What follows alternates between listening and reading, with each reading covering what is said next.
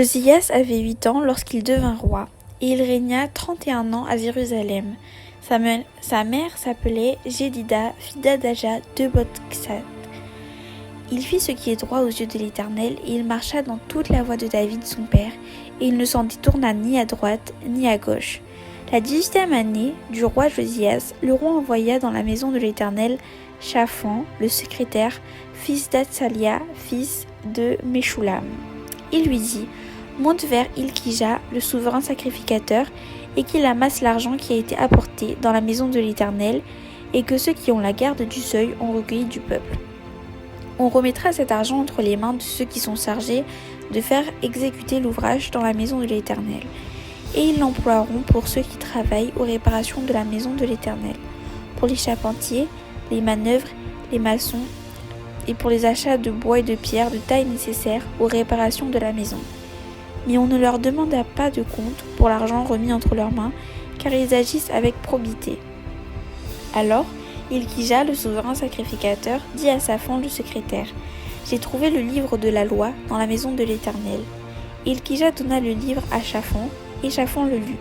Puis Shaphan le secrétaire alla rendre compte au roi et dit: tes serviteurs ont amassé l'argent qui se trouvait dans la maison et l'ont remis entre les mains de ceux qui sont chargés de faire exécuter l'ouvrage dans la maison de l'Éternel.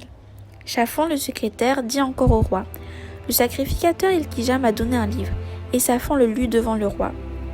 Lorsque le roi entendit les paroles du livre de la loi, il déchira ses vêtements. Et le roi donna cet ordre au sacrificateur Ilkija, à Achikam, fils de Shaphan, à Akbor, fils de Miché, à Shaphan le secrétaire et à Asaja, serviteur du roi: allez, consultez l'Éternel pour moi, pour le peuple et pour tout Juda, au sujet des paroles de ce livre qu'on a trouvé, car grande est la colère de l'Éternel qui s'est enflammée contre nous, parce que nos pères n'ont point obéi aux paroles de ce livre et n'ont point mis en pratique tout ce qui nous y est prescrit.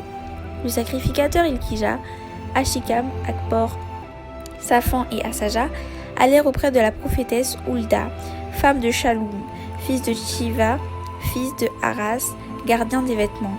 Elle habitait à Jérusalem, dans l'autre quartier de la ville. Après qu'ils eurent parlé, elle leur dit: ainsi parle l'Éternel, le Dieu d'Israël.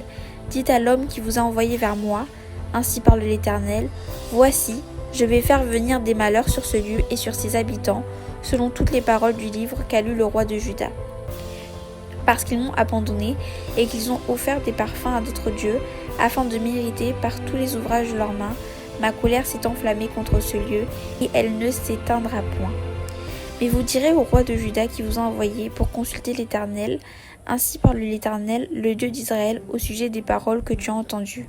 Parce que ton cœur a été touché, parce que tu t'es humilié devant l'Éternel en entendant ce que j'ai prononcé contre ce lieu et contre ses habitants qui seront un objet d'épouvante et de malédiction, et parce que tu as déchiré tes vêtements et que tu as pleuré devant moi, moi aussi j'ai entendu, dit l'Éternel. C'est pourquoi, voici, je te recueillerai auprès de tes pères. Tu seras recueilli en paix dans ton sépulcre, et tes yeux ne verront pas tous les malheurs que je ferai venir sur ce lieu. Ils rapportèrent au roi cette réponse: je vous invite à être comme le roi Josias, à être humble et à obéir à l'Éternel. Je vous souhaite un bon sabbat et à bientôt pour une prochaine histoire.